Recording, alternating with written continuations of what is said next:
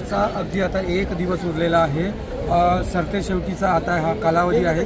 आपल्यासोबत बोलण्यासाठी नेमके काय प्रश्न झाले, कुठल्या कुठल्या मुद्द्यावर चर्चा झाल्या आहे आणि काय सध्या आपल्या याच्यात सभागृहात सुरू आहे आपल्यासोबत बोलण्यासाठी आहेत देवळी पुलगाव विधानसभा मतदारसंघाचे आमदार आहेत राजेशजी बकाले।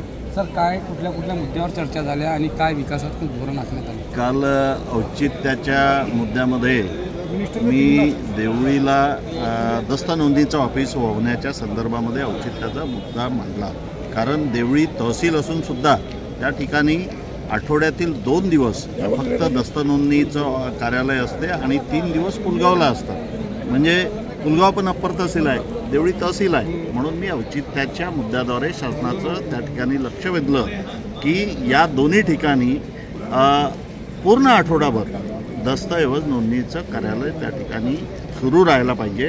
दुसरा विषय पण मी औचित्याच्या मुद्द्यामध्ये त्या ठिकाणी मांडला की शेतकऱ्यांना डुक्कर आणि रोह्यांचा खूप त्रास आहे। पिकं उद्ध्वस्त होऊन राहिलेलं आहे। अशा स्थितीमध्ये आपण शेतकऱ्यांना 100% अनुदानावर शेतासाठी कुंपण द्यायला पाहिजे आणि त्या ठिकाणी हा मुद्दा मांडून शेतकऱ्यांचा आवाज, जनतेचा आवाज या विधानभवनामध्ये मी मांडलेला आहे।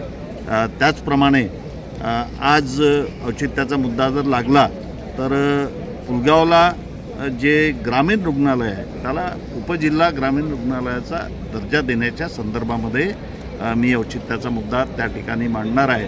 आणि सोबतच अनेक शेतकऱ्यांच्या समस्या ज्या आहे, पांधन रस्त्याच्या समस्या आहे। आम्ही निवडणुकीमध्ये शेतकऱ्यांना आश्वासन दिलं होतं की त्या ठिकाणी आम्ही शेतकऱ्यांना शेतात जाणारी पांधन करण्याच्या संदर्भामध्ये आश्वासन दिलेलं असताना त्या पाहणीसाठी मोठ्या प्रमाणामध्ये निधी आणण्याच्या संदर्भात सुद्धा आम्ही त्या ठिकाणी प्रयत्न करणार आहे। सभागृहामध्ये आवाज नक्कीच शेतकऱ्यांचा विचार करून जे शेतीचं कुंपण आहे 100% अनुदानावर शेतकऱ्यांना देण्यात यावे अशी औचित्याच्या प्रश्नांमध्ये आमदार राजेशजी बकाले यांनी मागणी केलेली आहे। स्टार महाराष्ट्र न्यूज, विधानभवन, निलेश पिंजरकर, नागपूर।